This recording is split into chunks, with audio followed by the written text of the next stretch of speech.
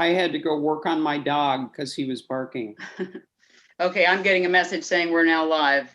Everybody else? All right, let's Yep. start. We are missing one, Steve Pretty, who I know is going to be joining us. So hopefully he will jump in here in a minute.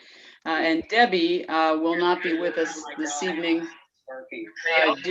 Hey, just a second. I have a. Right. Sorry about that. I had a window open. All right. We shouldn't be getting feedback now. Okay. And Debbie is passing out 8th grade diplomas at her granddaughter's school and the school for which she sits in charge of the school board tonight. So Adam will be giving her report.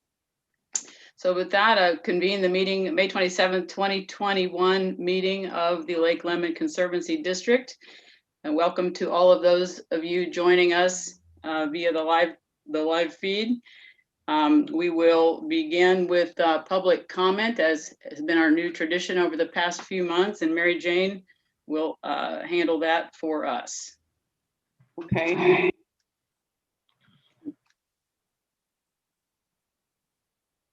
I'm waiting. It says comments are turned off. Stand by. You see that guy? I just put a test in there. Nope.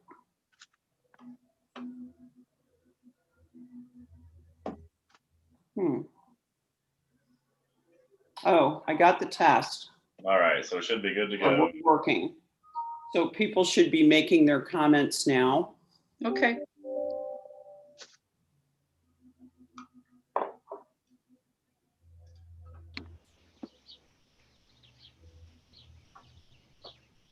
Okay. So I can see this on the screen. There's like a delay. So however you looked a few seconds ago is what I'm seeing on the YouTube. Okay. Okay. Well, we'll just muddle through.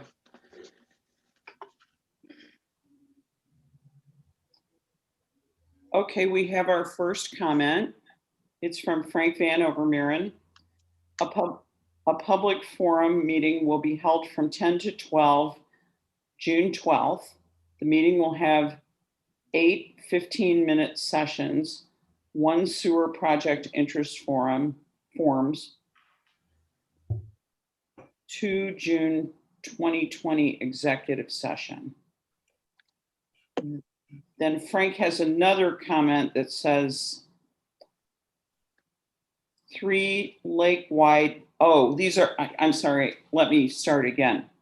The meeting will have 8 15-minute sessions. 1 will be the sewer project interest form.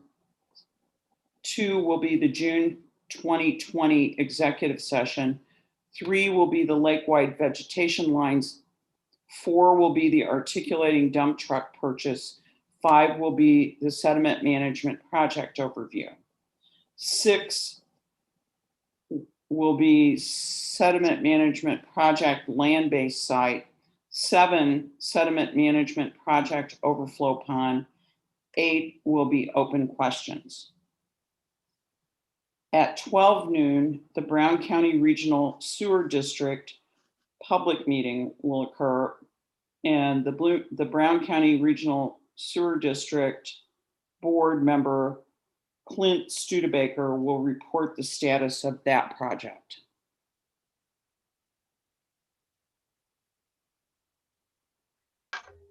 I'd like to make a note here for public record, please, Alex, that the public forum is not an LLCD sponsored event.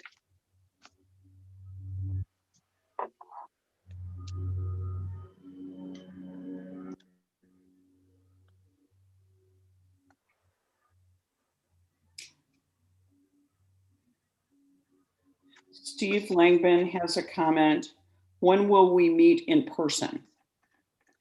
Well, you want to give away my surprise at the end of the meeting, which I'm hopeful will come true. That would be next month, Steve, unless something drastic changes and we get different directives. But at this point in time, we feel like it is the appropriate time, especially with us being able to move to the shelter house to resume that. And we're looking forward to it. Thanks for the question.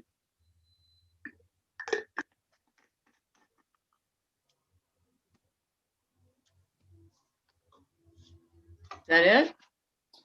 There's nothing else coming in. We should probably wait another minute or two and give people Sure, a it's, chance. it's just 6:10. Let's give it another couple of minutes. Welcome, Steve. I see you joined us. Hi. Yes, I'm here. Somehow Adam didn't let me into the meeting right away. I don't understand that, but I said the host hadn't let you into the meeting yet. I'm having a little trouble hearing you. My ears aren't the very best, but can you, Okay, small technological error, but I'm good. okay, good to know. I explained earlier and that Debbie will not be with us tonight. I think you may have missed that. I got the email. You got the email. Okay, very good. So there's a new comment, and this looks like it's somebody's email handle. D. Bansel, will the lake management reset the no wake buoys this year? We got 10 out today. We got the channel buoys all reset, going back to Chitwood. And then we've got 2 more on the for the morning, first thing in there. So we should have them all in place first thing in the morning. Oh, you're kind of cutting out there, Adam. What, I missed the last part. Oh, I said we got 10 in today. Also, we reset the channel marker buoys going around Ellis Point back towards Little Africa. And we've got 10 more loaded up on the boat for first thing in the morning. So we'll have them all in place by first thing tomorrow. Okay, thanks. Sandy Kaplinger has a question. Will the debris in the middle of the lake be removed for the holiday weekend? Most of that'll have to wait till the beginning of the week. The transmission was getting worked on for the push boat. It's like a clutch plate between the motor and transmission that only are supposed to last about 5,000 hours, and we're over that. Everything has been fixed and will be buttoned up tomorrow. So it'll be first of the week we'll be able to get that. It's going to be interesting with a lot of those big trees that are out in the middle of the area. I'm not positive we'll even be able to get the barge to some of that to remove that. But we will be starting debris first of next week for what we can get. That was quite a storm from what I'm being told a week and a half ago. It was spectacular. And generally the winds are blowing to the east, so it all gets consolidated in that corner. However, this time the winds were blowing west, which really strung it out across the lake, which we don't see too often. All right, Mary Jane, it's 6:13. What are you seeing? I'm not seeing anything new at this point. All right. I think we should move on. I've had some concern that our meetings are running a little long, although last time I will say we adjourned at 7:33. So I think we did pretty well. We target 90 minutes. Okay. All right. Then we'll close public comment. All right. Thanks for running that. The next business in order is the approval of the April 22nd, 2021 board meeting minutes. Any additions, deletions, corrections noted? So moved. If not, I'll entertain a motion to approve. So moved. Thank you, Michael. A second, please. Second. Thank you, Mary Jane. We will do a roll call. Les said it. Oh, I'm sorry, Les. I'm sorry. Les seconded. So we'll do a roll call vote. All those in favor, please say aye. Mary Jane, Aye. Michael K. Aye. Thank you. Les, although it says Janet, Aye. Michael Blackwell, Aye. Steve, Aye. and I too am an aye. Motion carries. Thank you. All right, Adam, Debbie's treasurer's report on you tonight. All right, for the highlights, we had an income in April of $20,981. This was an increase of $15,000 compared to 2020. For our expenses, we had $47,115. This was an increase last year of about $12,000. Most of that, $9,000 of that, was due to the spillway and the sluice gate inspections, which are done. The dam is every other year, and then the sluice gate is every 4 years. So I had both of those, and then we had about $8,000 in hauling costs for hauling out dirt from the disposal site prep over at Possum Trot there. But that went really good. We got a lot cleared and opened up. So that's where the incomes and expenses were. I can go over real quick our kind of total checking and savings accounts, our total current assets are $1,369,959. Of that, $988,000 is in the construction account. Our total assets, including fixed assets, are $2,438,000. So that's where the highlights were. As far as the allowance of vouchers, we did have allowance of vouchers totaling $40,625. And again, a lot of the big costs on that were the spillway and sluice gate inspections and the hauling and disposal costs. I don't know if everybody's had a chance to review the allowance of vouchers, but if there's not any questions, I'd go ahead and request a motion to approve those. I'd make Move that to approve. motion, Adam. I'll second. I have a question on the consulting. Account 6330, we've spent this year already $62,000. The bulk of that was from the Baker Tilly got paid at the beginning of this year for their final invoice. Okay, that's not out of another category. No, that was under the consulting. And then Okay. that hit, I believe we approved that in January. And I may even have, if you give me just a second, I can tell you exactly what the number was.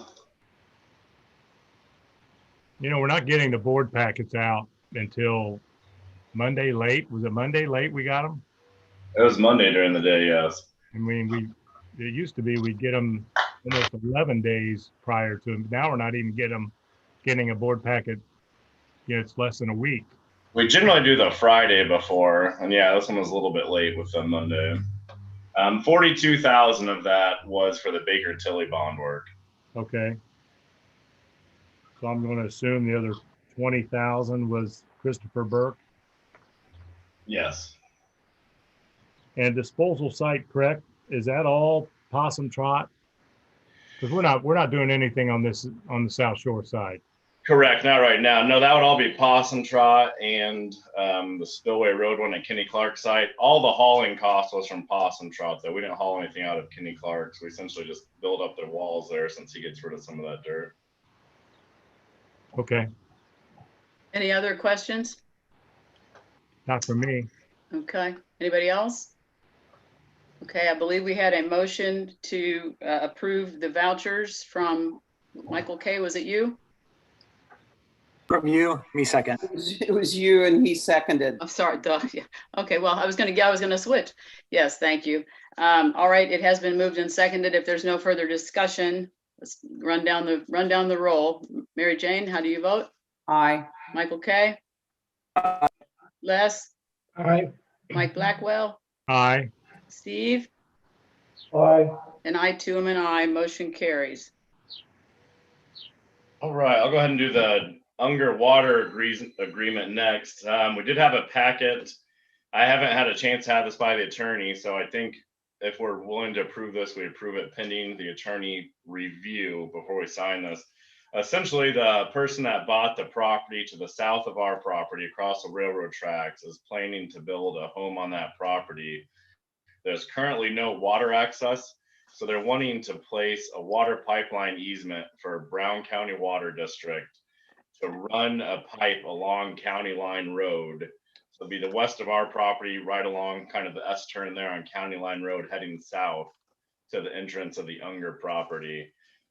It'll be close to the road, and they said there'll essentially be a 20-foot wide access easement for maintenance. But the only thing that would go in there would be a meter base for the junction, and then a pipe, which would all be underground. I don't really have any any issue with this. It's not going to limit the usability of that property since it is between the forest line and the road on that western end. And I actually do know that the property owners down there had been looking at all the parcels up there and decided to move with that one. And I think because they knew we were looking at the one that we purchased, so I really think we should kind of work with them and get water there. I don't think there'll be any negative ramifications on our end for allowing that water line to go through there.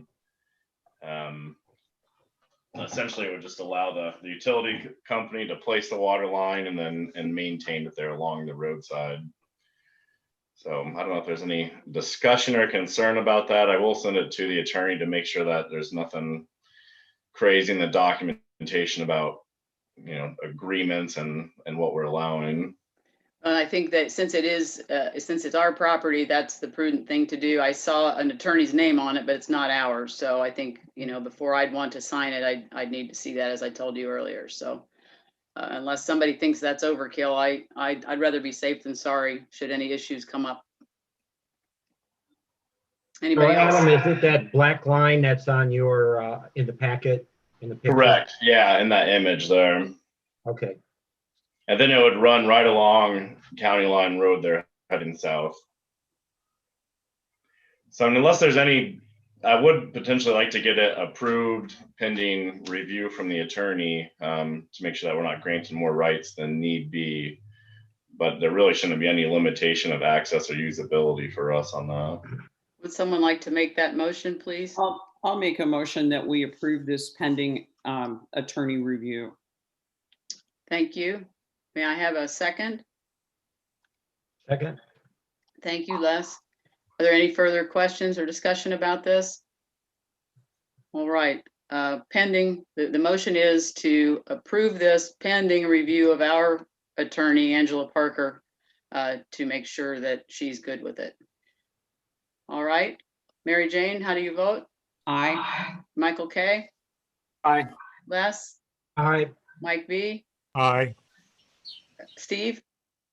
Aye. And I too am an aye, so the motion carries as written. All right, Adam, it's still you.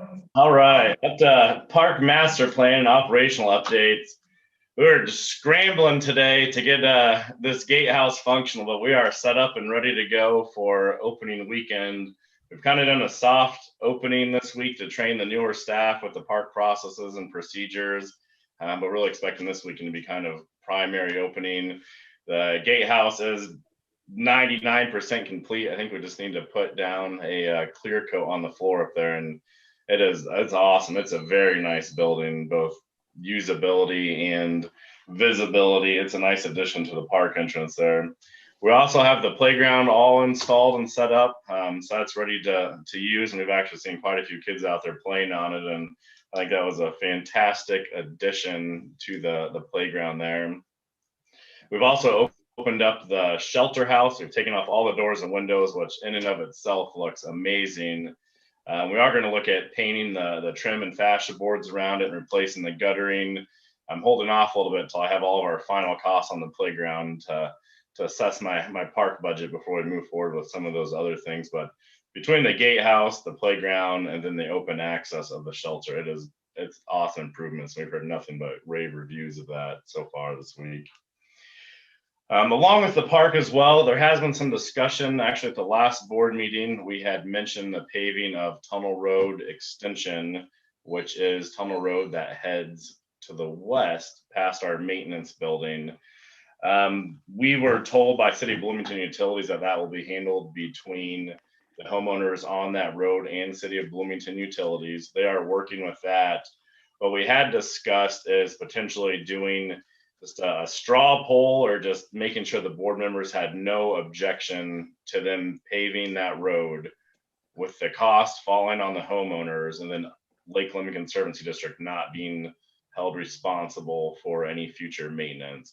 So essentially stating that if they're willing to pay for it and maintain it, we don't have objection to the paving of that road. Won't it cut down a fair amount on the dust that gets kicked up as people traipse in and out of there? From what little I see, that's an issue. It shouldn't hurt the dust by any means or add to the dust. I would think it would help on that. Absolutely. Yeah. It can't be fun for your cars either, does it? It is not. No.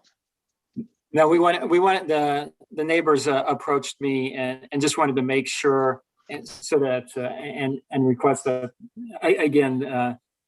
Originally, the request was to see if LLCD might contribute at least towards a portion of the road within the park. But based on the initial discussions, as I understand them, I haven't been a party to them, but as I understand them, the neighbors have dropped the request and will assume all costs associated with the road, but they thought it would be helpful to ensure that there are no objections from this body as they continue their conversations with CBU and to have that communicated to CBU. So I made that request to Adam to see if we could get that straw poll today and communicate that. Obviously, it would be all subject to CBU, which is appropriate as our landowner and the party that's involved with the conversations, but at least they know that we don't have any objections to it. I personally think you're setting a fine example as a neighborhood, a district in that kind of a contribution. And it's something that I think, will, as long as it's done properly, I think I have no problem with it. I don't know if a straw poll is kind of an informal thing. We've never actually taken one, but if you want a formal show of hands, we can do that. You tell me what you need. If we can do a formal show of hands, that puts it on the record. That's probably good. Okay. I can make a motion to say that it's a position of the LLCD board that we have no objections to the proposed improvements on Lake Lemon, subject to the review and approval of CBU. Okay. Very well stated. A second for that. I'll second. Mary Jane will second. We'll go down the roll. I'll go first. I'm an aye. Mary Jane? Aye. Michael K? Les? Aye. Mike B? Aye. And Steve? Aye. There you have it. Good luck. Keep us posted how it's going. What's the timetable? I don't think I've ever asked that. I think first they're working through, the necessary language with CBU. So it keeps getting pushed, but hopefully sometime still this summer. And from what I understand, once approved, it should actually only take a matter of a few days to do. So. Oh, wonderful. Cool. Good. Good luck. Adam? All right. Next up, we have permitting update, and this was for the construction of floodway permit from DNR. We did receive the approved permit from DNR for the construction of floodway, which does impact the ability to hydraulically dredge in the lake and to utilize potentially the overflow pond if need be. So we did receive that from DNR after the public hearing. So to that, I'm going to pull up a slide that was in the board packet. And what we did is really for the guidance of Debbie with the potential to utilize the overflow pond, we wanted to do an analysis on what the cost would be utilizing one or the other individually, and if there's any potential cost savings or benefit to, well, cost savings and or increase in capacity if we're to utilize the pond in conjunction with the upland disposal site. So I'm going to go ahead and pull up the screen. Can everybody see that? Yes. Mm-hmm. All right. Yes.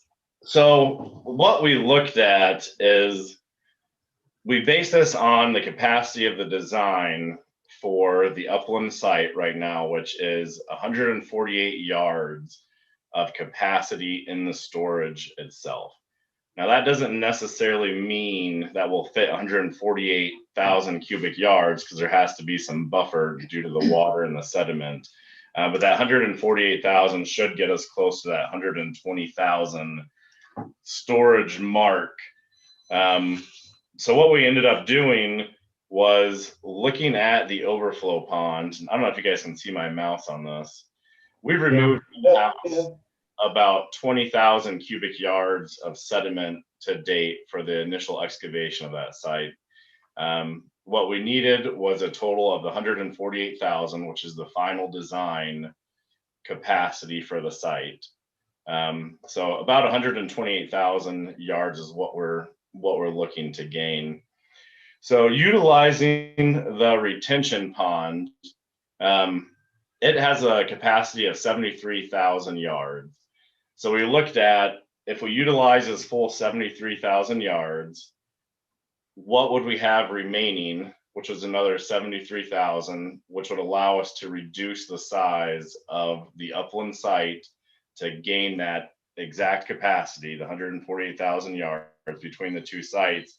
And if we did that, would there be cost savings associated with a reduced amount of earthwork? So if we were to utilize the overflow pond, we would need the additional 73,000 cubic yards of storage capacity. So based on the bids that we received from United Excavating and Tyler with Infinity Solutions, the bids were 432,000 and 422,000 for the total earthwork for that site. Of that, just the earthwork portion is 305,000 and 279,000 for United and Infinity respectively. So that's just the earthwork portions that we're focusing on. The rest of that is going to be the structures for sediment erosion, the drainage type structures, the outflow structures, the costs that would remain the same whether or not the capacity was changed. So when we were looking at the earthwork savings based on the cost per yard for handling the earthwork or for handling the dirt, if we took out that 73,000 cubic yards for the overflow pond, we had about 152,000 in savings with United and 139 with Infinity Solutions. However, even though there was cost savings with moving less earthwork, because it's a bowl shape, so the biggest gain that you get when you're removing is when you're actually building up the sides. We still have to really excavate almost that whole underground area to achieve that 73,000 yards. So with the retention pond adder, what this included was $85,000 for wetland planting and $50,000 for monitoring over a 5-year period. And these were based off of costs that we got from Ecologic, which is a very well-known entity in Bloomington for wetland restoration that works with a lot of the companies around here, governments. They do a whole lot of work. So we talked with them about what the pricing would be for planting, and we're definitely on the high end since you would be having to plant and buy boats since it is an emergent wetland. The monitoring is a minimum of 3 years monitoring if they deemed that the success criteria for the establishment of the wetland was achieved. If that was not achieved, they could extend that monitoring by additional 2-year periods. So to be safe, we figured a 5-year period should get us through at 10,000 per year for the monitoring. And then based on discussions, if we utilize both sites, there would be multiple mobilization costs. They would, we'd be hooking up pipelines to one basin or the other. At some point when that basin's full, you would have to disconnect, rerun pipelines to the other basin. So we figured that as a 20% increased cost, we figured safely for additional mobilization cost. So all that combined was about $173,000 that would be cost associated with utilization of the overflow pond. So essentially what this did is when we add the two costs together, what we would have to do for the vegetation and monitoring and the earthwork that we would have to do, it came between a little over $450,000 for that total cost. And actually what we found is that it was a $20,000 to $30,000 increase in cost if we were to utilize the pond first and then do a smaller reduced capacity upland site. So with the work that would need to be done, we would actually have an increase in cost to utilize that. So through discussion with the board president, treasurer, vice president, and then the people on task groups and interested parties around the lake that we have been discussing, we're going to propose that I'll come down to the next ones, that we go ahead and move forward with, I can share that for a second. So we'll go ahead and move forward with just utilizing the upland site. There was a cost adder if we utilize both of them. There's also the PR aspect of it. Would there be potential water quality benefits? Yes. But also, besides a cost adder, we would lose a secondary site to potentially use in the future if and when we have money available, and if we cannot clean out the upland site in time and we have the money for a project. So that was one of the biggest things under my consideration, was if we go with the upland site, we're not really increasing the cost out of utilizing both. There's always a potential to utilize the other site with the approved permitting. And if we can clear out that site in time, we can do another project at the upland site. As far as the water quality aspects are things that we can look at, as far as adding vegetation in that area. There's some options, but just from a cost savings perspective, I think it's more beneficial to utilize the upland site as far as maximizing capacity and keeping costs as low as possible. So based on that, and actually with discussions of the earthwork, there's potential too for an even further reduction in cost of the earthwork site.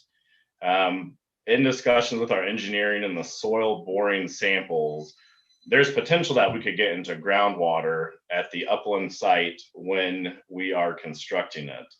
Now, it's not an issue when you're developing the site because you can keep it pumped, but where it's going to have to be a, at the moment call if it's going to be feasible to implement that subterranean drainage structure at that depth. Because if we were actually inundated by groundwater, you could pump all day long and never help dry that sediment out. So we're going to have to look at that as we're digging in once we get down to that subterranean depth below ground level. If that does come out, that's approximately $32,000 of the earthwork bid just for the piping and stone for that drainage system. Now, if we ended up not implementing that system, there are other ways to help the water dry that we could utilize in the future. Potentially grading the site, digging down and putting a vertical conduit pipe for the water to flow into that we could pump out of, essentially draining it from the top. And that's something that we can implement a little bit down the road if it turns out not to be feasible to utilize the subterranean system. So there are options to help dry it out, which would provide quite a bit of cost savings as well. We're estimating just a couple $1,000s if we were to go in and put just a pipe in there using our excavator, digging and putting a pipe for pumping at a future date. So that's something that we're going to have to look at as we move forward. I'm going to go ahead and share the screen again. So based on what we've seen and the communication that we've received from the different companies, we're going to recommend, and I'm recommending, that we move forward with 2 of the contractors on the list. Now, talking with Debbie, we need to figure out the financing exactly on this. We do have CDs that we can utilize. There's always the potential of reducing the yardage a little bit to save some money. Then we need to look at what type of revenues we actually generate from the private dredging and riprap that we're doing this year. So what we're proposing is that we approve moving forward with the selected contractors to begin the contract formation and negotiation with these contractors, and then bring those contracts back to the June meeting for approval. And what that will allow us to do is to make sure that we have language in there that says, hey, if we have a little bit less funds than we needed, we want guarantees that we can get that same unit yard cost, even if we have to go down to 100,000 yards or 90,000 yards. Ideally not, but we want to make sure those safety nets are in there, and that there's always the potential, for exiting out of a contract if something happens. Now, there shouldn't be any issue with the earthwork contract since we do have that money and we're ready to go. So the cost for these on United Excavating was $432,686. They've submitted their complete bid packet and everything. It looked good, and they've actually been very communicative. And they were recommended by Heartland Dredging. They said they've utilized them for many big projects for the disposal site creation. They've done a really good job and been happy with them. And they were actually some of the ones I contacted them and said, when we're playing the subterranean drainage system, kind of by ear as we get down there, will you guys be willing to, remove those costs if in fact we can't use it or adapt to the situations that we find subterranean? And they were very much on board with that. And then the next ones were the bids. Let me see if I can zoom in here. The other bids that we have, and these were certified by Christopher Burke. The two most competitive dredgers for the dredging portion of the work were Dredge America and Heartland Dredging. Now, the biggest cost difference between the two was the mobilization and then the use of flocculant for dewatering, which is a chemical additive they put in since the sediment is so fine to help it combine together, form bigger sediment particles, and settle out faster in the water. One of the concerns that we had while analyzing this was the major difference in cost between flocculants for Dredge America and Heartland Dredging. What we found out from talking with Dredge America is that $5,000 is a unit cost for 1 barrel of the flocculant, and it's very likely that we would need more than that. And they said that they would propose in the contract that's a unit price, and then depending on what we need, they would want a contract amendment for the remaining cost on that. And through the sediment transport study that we did, talking with all the dredgers and looking at the size, it's very likely that we're going to have to use quite a bit of the chemical flocculant to help settle this material out in a reasonable amount of time to keep the dredging going. Heartland Dredging, which was, I think, a difference in 30,000 between the two. Yeah, 30,000 between the two, has the 85,000 for the flocculant in there, and that is, they're estimating if they were using it almost the entire time. So I think that it will be a cost reduction on the use of that flocculant. And my thinking is that I'd rather have that in the budget too much than being able to reduce it, rather than getting into it and saying, all right, we need to use a lot more of this flocculant. We're going to have to do a contract amendment and then incur additional costs that we weren't realizing at the time. Another factor between talking with the two is when we had some budgetary contracts with the Dredge America. I mean, they seem like a very good company, but they did have clauses that they would want in there where if we have to shut down for a given amount of time for the sediment to settle out, if they're shut down for debris while we're getting there, there's costs and fees that are being incurred for that downtime at set rates. Talking with Heartland Dredging, since they're in state and they're not sending all their equipment and people from a different state and staying in hotels for months at a time, they said they'd be much more willing to, if we have to hold off on dredging for a couple days to let stuff settle out, they would have stuff that they could work on in the state, so we're not incurring costs for that downtime, which the flexibility, I think, is a big factor and comfort for me, knowing that the type of sediment that we have, there's going to be realistically times that we have to wait for it to settle down and move around that. So with the discussion that we've had, I would recommend that we move forward with the contractor of United Excavating for the earthwork and Heartland Dredging for the hydraulic dredging contract, and motion to move forward with these contractors and begin development of the final contracts for review by our attorney and at the June meeting. Are there any questions on that? Just to clarify, the overflow pond is off the table for good? Is that? Not in this scenario for the first project, it would be off the table. The permitting allows a 2-year window, and then we can extend it for another 2 years so that it's still in our pocket as a potential disposal site. If we get this site filled up and in 5 years we have, massive donations come to the community fund and we can do another project, but we don't have enough room in the upland site, then there'd be the potential use for the overflow pond. So it's not completely off the table, but we're not recommending utilization during this first phase of the project. Okay. All right, that sounds good. So if everything falls into place and we approve this at the June meeting, when would they start? So the earthwork will begin this year and be completed by the fall. The dredging would begin first thing in the spring of 2022. Adam, the one question I had with the earthwork component, or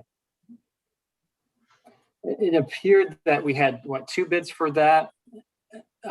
Tyler, based on the sort of economic impact, it looked like it was a little under 3,000 less. Is that a typo, or is there a reason that you looked at United over Tyler with the price variation? Well, yeah, so it got down to about $10,000 difference between the two. I have not received a completed bid packet from Infinity Solutions. When we did the opening, I had the bid schedule sheet, but the bid bond was not included, as well as some of the descriptions. And I had reached out and asked directly to receive that information, since they had the pricing in on time, but that was not in on time, and I have not received that. So I think they've not been.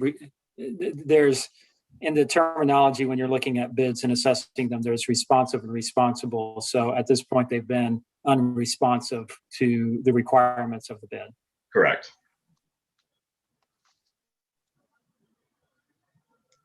Other questions of Adam? I know this is a lot. I'll go next.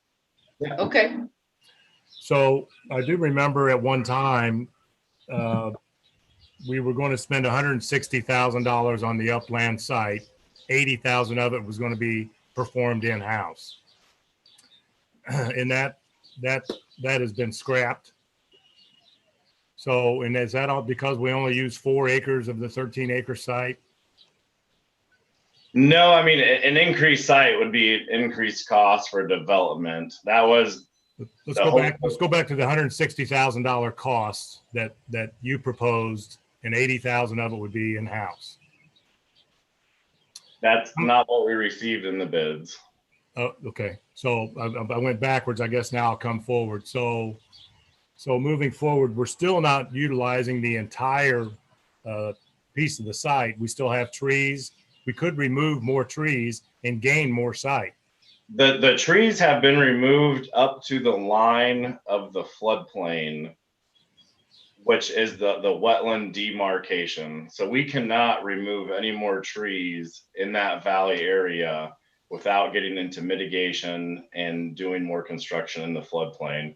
So about half that valley was cleared out from the demarcation line of the floodplain to the railroad tracks for storage in that area. So we're probably utilizing 75% of that site at this time. 75% of the 13 acres? Yeah, I believe so. Probably about that. With what we've cleared out for the new proposed design that we approved had the spoiling sites in that valley. And that tree work has been done. Those trees have been removed and taken down. At no cost to us. Yeah, You now also- at the cost, yeah. You also mentioned that your committee has recommended these folks. Yes. Who is on your committee? It is Malcolm McClure and Kevin Fagan. Okay. And then we've also had discussion with Pam, Mary Jane, and Debbie on all of this. Are those the interested parties around the lake that you spoke of? Correct. There was a gentleman at the DNR hearing that has 2 ponds off of Dorothy Lane. He has a 15-acre pond and an 8-acre pond. Kurt DeLong, He's in my district, yes. he has offered those ponds up for us to fill them in. I just was wondering if we have meandered over there to take a look at those ponds. I have looked at that area, and actually we've been aware of that for multiple years on that. That entire area is in the floodplain and is wetland. So that area cannot be utilized south of North Shore Drive for disposal site without extensive mitigation. Is the overflow pond wetland? No. Technically, it is wetland. The lake is considered a wetland. Yeah, And so everything's a wetland. how the permitting worked is that the types of mitigation that you have are the lowest is a 1-to-1, which is generally unheard of.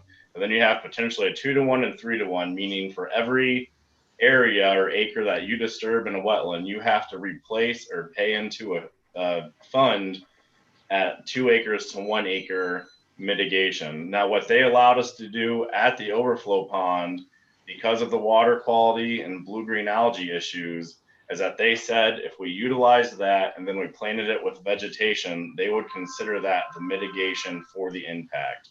So it'd be a 1-to-1 mitigation, and we'd be mitigating in site. If we were to take another site that is currently a vegetated wetland and we were to utilize that and clear it out, we would either have to develop wetland in a different area, since we're not providing an ecological uplift or providing an ecological, a detriment. So we would either have to mitigate that in a different area, or we would have to pay into a program called an in lieu fee program with a DNR, and that's on the magnitude of $80,000 per acre for mitigation. Now, I wonder what that,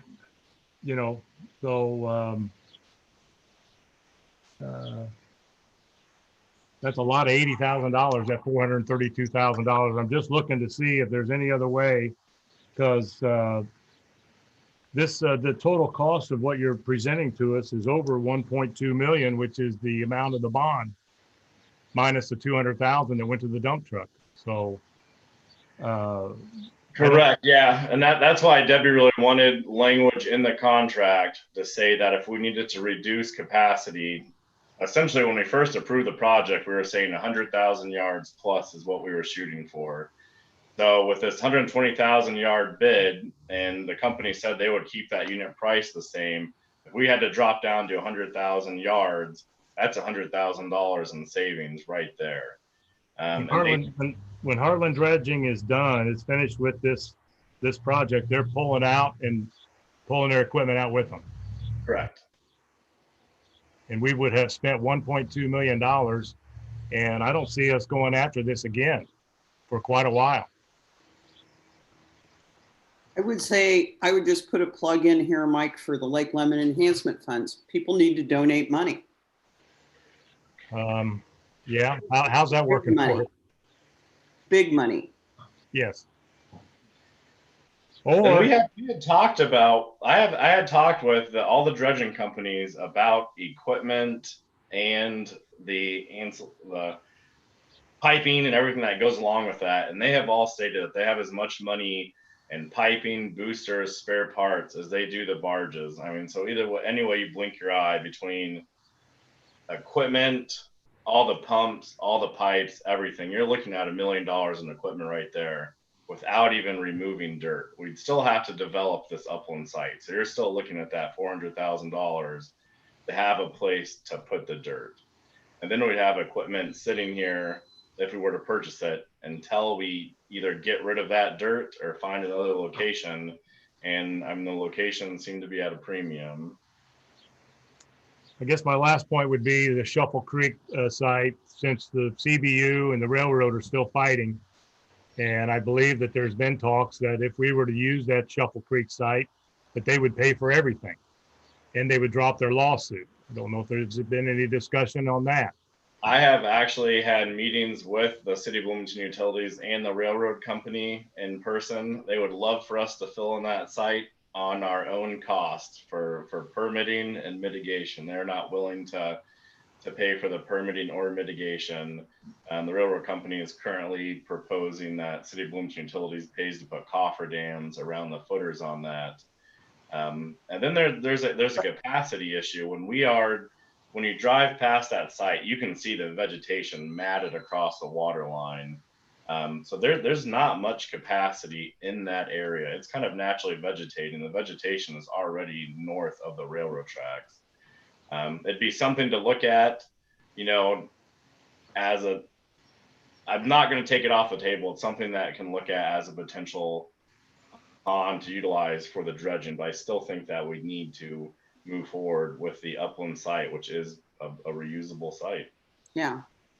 And That's not what they told Jason McCauley. Well, you know, who is they? The railroad or CBU? Who are you referring to, Mike? Railroad and the CBU.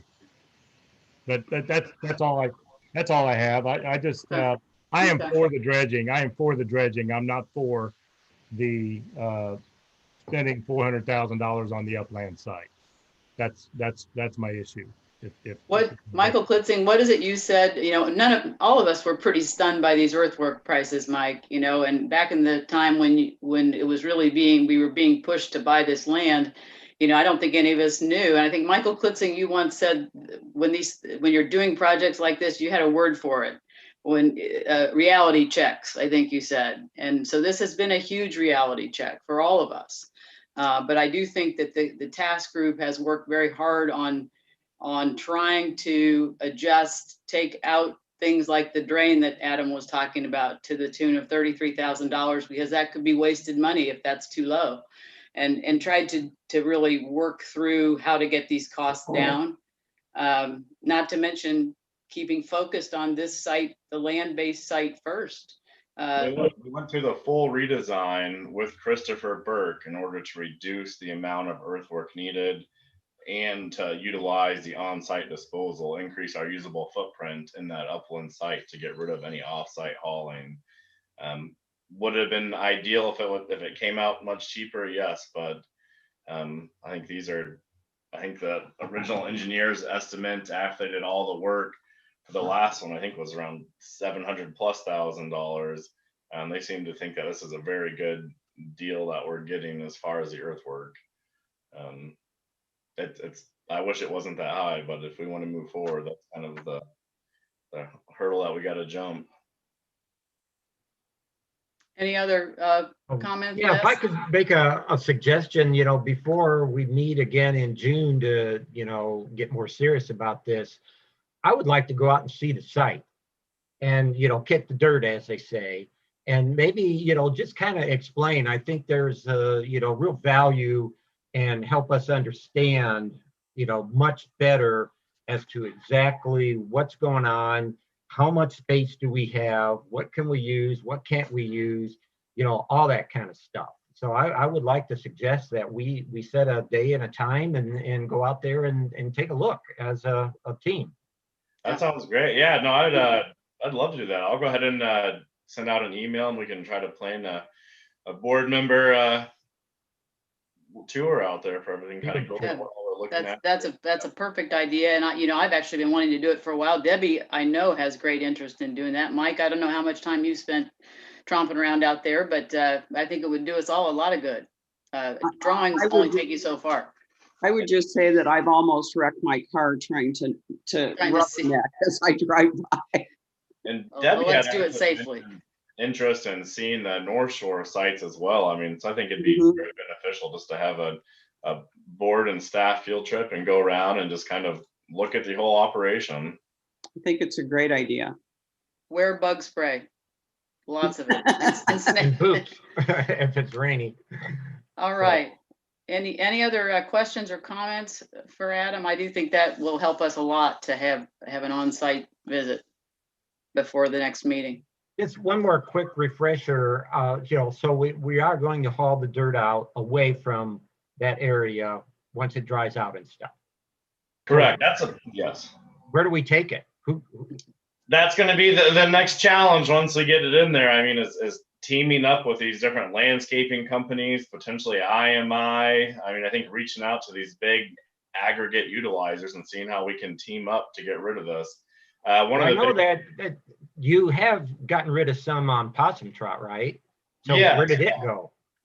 Mostly to people's properties that are just trying to raise properties and level areas out and Septic systems have been, I think, yeah, septics. People have raised entire lots out of floodplains, and Mm-hmm. one of the biggest issues that we've ran into is, I mean, I was really hoping last year when the Switchyard Park at City of Bloomington was going on that we'd be able to give them a lot of dirt because they needed sediment for the railroad track soil remediation for the old railroad tracks that were there. And they had decided they'd rather buy it from Martinsville for a handful of thousands of dollars because they didn't want to have to run so many trucks on North Shore Drive there. So I'm hoping too that South Shore Drive locality will increase accessibility to that, you know, these big haulers and people that need to utilize dirt. Well, South Shore is better in that stretch, and it's closer to 45, so that might make it more appealing. Mm-hmm. And that's the two-part factors on when we can reutilize that again, how quickly we can get rid of the sediment and how quickly we can raise money for a second round. well, Adam, what, if there are not other questions, what would you like from us to proceed with the next steps here? So I would like to request a motion to move forward with Heartland Dredging for the dredge work and United Excavating for the earthwork for contract development to bring back at the June meeting for final approval. And attorney review, right? Attorney review during that period, yes. Okay. I'll make that motion. Okay, thank you, Les. May I have a second?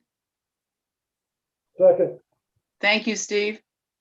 All right, it has been moved and seconded that we allow Adam to proceed with the contract construction attorney review for the companies of United Excavating and Heartland Dredging. Any further questions of anyone or Just comments? wish that they were separate bids, that's all. I wish that were separate motions. But you may continue. I'm sorry, say that again. I didn't catch what you're. I was hoping that they would be separate motions, one for Heartland, one for dredge for the removal, the dirt removal company, but you've included them both in the same motion. Okay, what would be the reasoning behind separating them? I'm happy to do that. What's your reasoning? Well, because I would vote no on the dirt work and yes on the dredging. Okay, well, I can separate them if you'd like to have that flexibility. I don't have a problem with that. It's up to the board. That's not the motion. The motion was made to include both of them. If you're going to change the motion, we're gonna have to vote one down and re-vote. I'm not trying to be difficult. I was just, that you asked for discussion. That's my discussion. Okay, good clarification, Steve. Michael K., would you concur with that? You're Yeah, unless Steve's technically correct. I mean, or we could. Yeah, I'm agree to technically allow it to correct. be- Let's just do it. Let's just vote on it. so you want to vote on the motion as it stands? You have to. Okay, all right. Any further, that's the end of the discussion. All right, we're going to do a roll call vote on the motion as it stands. I'll repeat it. It is together Heartland Dredging for the dredging work and United Excavating for the earthwork. Mary Jane, how do you vote? I vote aye. Michael K., Aye. Les, Aye. Mike Blackwell, A no. Steve? Aye. I'm an aye as well. All right, motion carries. All right, and just a few quick, just little other things is we do have vegetation first treatment will be June 9th. We're out there doing buoy work and that milfoil is popping up dense and early compared to last year. So June 9th will be the treatment for the submersive vegetation. And then also I already mentioned the bars, motor's done, so we button that up and hitting the first of the week for debris removal, and just kind of wanted to give those updates. That's Thank all you. I have. All right, that brings us to item 7, freeholder agenda request. Mike Blackwell, this is your turf. Okay. So Pam has agreed to have the following letter prepared by District 7 freeholder Frank Van Overmaren read to the board and entered into public record. I, Frank Van Overmaren, have composed the following letter. I've written this letter as third person, making it easier to be read by my District 7 director, Mike Blackwell, and understood by those who may be listening. The actions and misconceptions of Frank started to turn sour by the LLCD board back in 2017 with the lake drawdown for the Indiana Railroad inspection and maintenance of the trestle. Frank's brother-in-law is friends with Mr. Bob Babcock, Senior Vice President and Operations Manager for the Indiana Railroad Company. They play golf together a couple times a year. Frank asked Pam and received her permission to contact Bob regarding the drawdown. Bob and Frank had a good conversation, but as the LLCD is a tenant to the City of Bloomington Utilities Department, they could reach no agreement. Bob put Frank in contact with Mr. Chris Wheeler, attorney for the City of Bloomington. Frank and Mr. Wheeler had 3 different telephone conversations. Each time Frank followed up with a call to Pam reporting the progress. He has telephone records to prove all these calls happened as he says. Frank provided a verbal summary report to the board at the July 22nd, 2017 LLCD board meeting. On August 1st, 2017, Frank sent out a detailed email to Pam, Adam, and myself listing all the environmental, financial, and recreational impacts that the in-boating season drawdown would cause.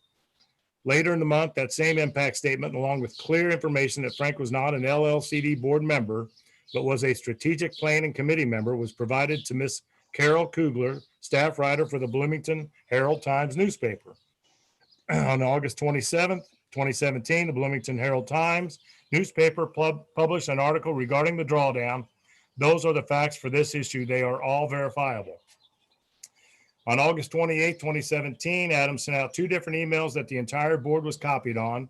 Adam made claim that Frank's statements were false and blamed Frank for statements that were quotes from Mr. Wheeler, attorney for the CBU. While this board may think that Frank did something wrong, the City of Bloomington knows the truth and thinks different. On 2 different occasions, both Vic Kelson, CBU director, and Chris Wheeler have separately thanked Frank for taking a hit for the team. The correction printed in the newspaper diffused some of the conflict between the Indiana Railroad and the City of Bloomington.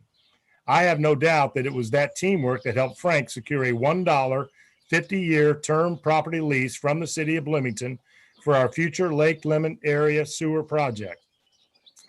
Now we roll forward to April and May 2020. Adam reported at the May 2020 LLCD board meeting that he conducted his due diligence for the truck purchase on contacting some truck sales companies, and that he contacted a friend of his that works for CNC Equipment here locally on State Road 45. In late April, I reached out to Frank and a few others in my district regarding the purchase of the articulating dump truck. At my request, Frank conducted his due diligence by contacting a friend of his that has worked 40 years as a heavy equipment operator. He contacted another friend that is a second generation owner of an excavating company. He also contacted CNC Equipment. He spoke with Adam's friend and was given the same answer that Adam received. CNC Equipment does not normally sell articulating dump trucks. There's no market for those kinds of trucks in central Indiana. Adam obviously accepted that answer. Frank did not. Frank took the initiative to ask to speak to the owner of CNC and see if CNC could acquire, refurbish, and resell that kind of a truck. He spoke with Clint Chitwood, owner of CNC, and was told, of course, we can find, refurbish, and sell you that kind of truck. Within a week, Mr. Chitwood had a line on a truck that would easily meet our needs and our budget. That is the option I presented to the board. Adam pushed hard for the purchase of the truck that he found and falsely accused Frank of representing himself as a board member. Adam was not part of any conversations between Frank and Mr. Chitwood. Yet once again, Adam's false statements to the board regarding Frank are not verified or challenged. Lastly, we moved to last summer when we are asking to secure the $1.2 million sediment management program financial bond.